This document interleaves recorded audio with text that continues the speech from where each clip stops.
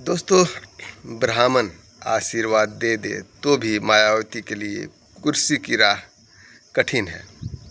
और आशीर्वाद क्या ब्राह्मण देगा, यानी कि वोट क्या ब्राह्मण मायावती जी को देगा? आपको क्या लगता है? जिसने आपको दलित कहा, आपको न जाने वो शब्द मैं नहीं कह सकता, इस तरह से नवाजा, क्या उसने आपको वोट देगा? नहीं देगा। फिर भी इंतज़ार में है और आशा में है कि हो न हो वो वोट हमें देगा। अगर वोट दे दे भी तो क्या सिर्फ उसके वोट से मायावती जी जीत पाएगी, मुख्यमंत्री बन पाएगी? ये तो हुआ दूर की कौड़ी की बात। वहीं पर उत्तर प्रदेश में एक के बाद एक चुनावी शिकस्त खा रही बसपा के लिए 2027 का विधानसभा चुनाव करो या मरो की स्थिति का है। ऐसे में बसपा प्रमुख मायावती ने एक बार फिर से अपने पुराने हिट फार्मूले ब्राह्मण कार्ड खेल रही है। ब्राह्मणों के सहारे बसपा 2007 में बहुमत के साथ सरकार बनाई थी। उस समय हम लोग छोटे छोटे थे। मायावती जी ने रविवार को पार्टी नेताओं की बैठक में बसपा सरकार में ब्राह्मणों को दी गई हिस्सेदारी की आद दिलाते हुए उन्हें साधने का दांव चला। मायावती ने बसपा कार्यकर्ताओं को यह संदेश ऐसे समझ दिया जब यूपी विधानसभा चुनाव की सियासी हलचल तेज है। ब्राह्मण समाज के तबके में बीजेपी सरकार को लेकर नाराजगी की बात उठ रही है।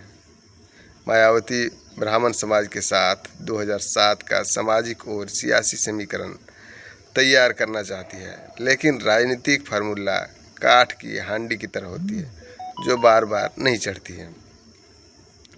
सवाल इसलिए उठता है कि 2027 में 2007 का फार्मूला काम करेगा। 20 साल में उत्तर प्रदेश की सियासी परिस्थितियां बदल चुकी हैं। 2007 की तरह न तो अब समय रह गया है और न ही बसपा में मजबूती बची है। ऐसे में ब्राह्मणों के आशीर्वाद पाकर भी सत्ता की सिंहासन तक पहुंचना मुश्किल है। मायावती को फिर आद आने लगा है ब्राह्मण। सोचिए, अपने दलित, पिछड़े, आदिवासी जिसका संख्या 85% है, उसको छोड़ के मायावती जी ब्राह्मणों को साधने चली है।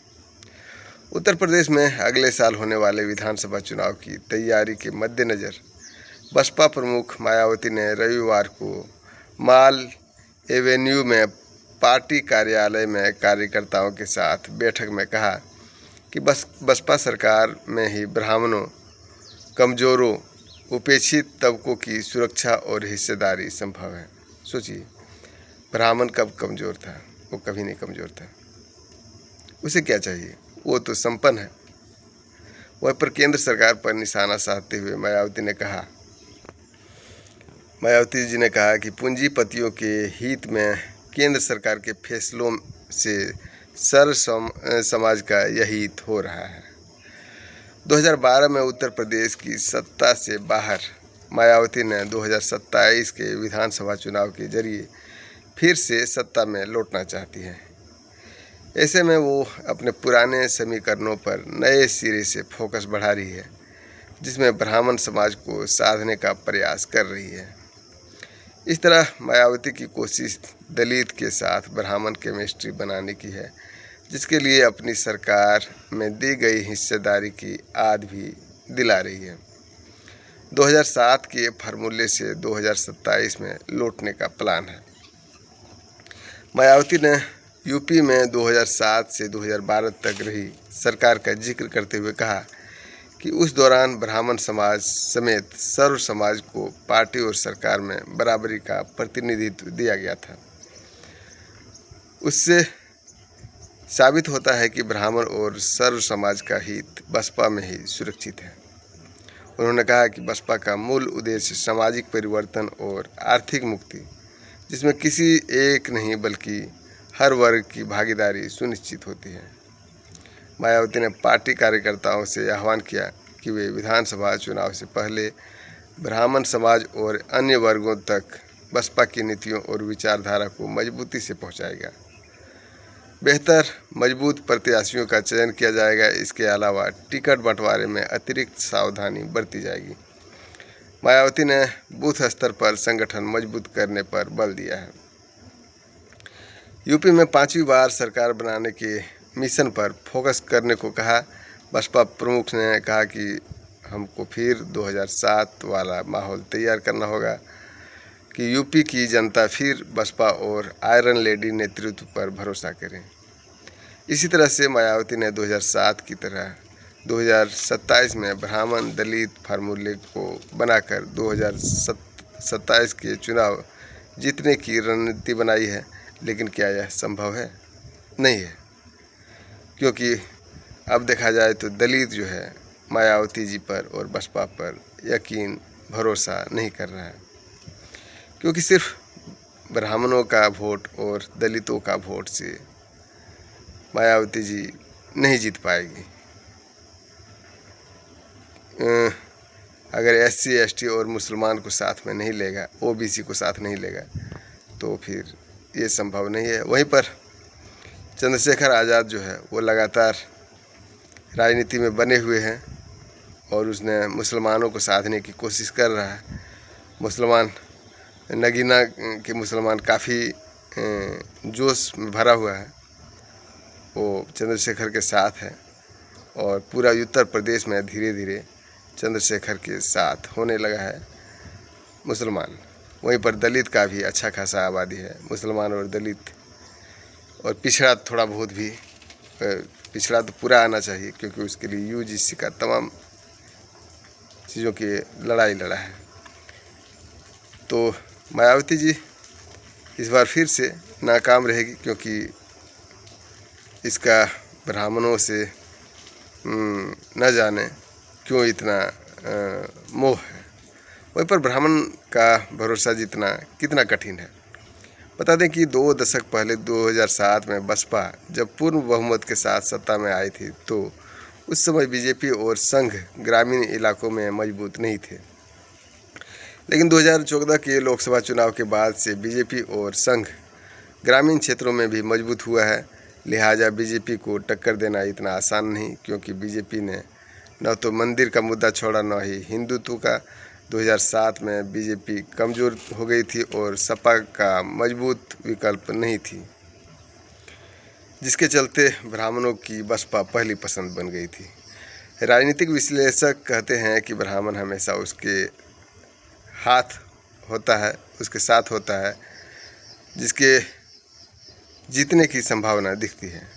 2007 के चुनाव से पहले मुलायम सिंह के खिलाफ प्रदेश में माहौल बन गया था। बसपा ही सपा का विकल्प दिख रही थी। ऐसे में ब्राह्मण समुदाय ने बसपा को वोट दिया।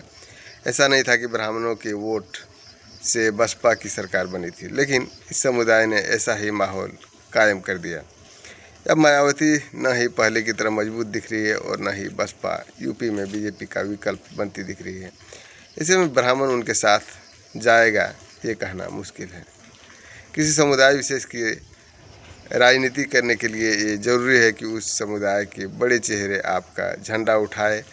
बसपा में ब्राह्मण नेताओं की भारी कमी है। बसपा में कुल मिलाकर अब सतीश मिश्रा बचे हैं, जबकि पहले ब्राह्मण चेहरे के तौर पर रामवीर उपाध्याय, ब्रजेश पाठक, नकुल दुबे, रंगनाथ मिश्रा, राकेश धर त्रिपाठी और अनंत कुमार मिश्रा हुआ करते थे। ये सभी ब्राह्मण चेहरे बसपा की हाथी से उतरकर दूसरे दलों में शामिल हो गए हैं। ऐसे में ब्राह्मण मतदाता कैसे एकाएक बसपा के पक्ष में गोलबंद हो जाएगा, ये बहुत मुश्किल है। 2022 में बसपा का ब्राह्मण दांव फेल रहा।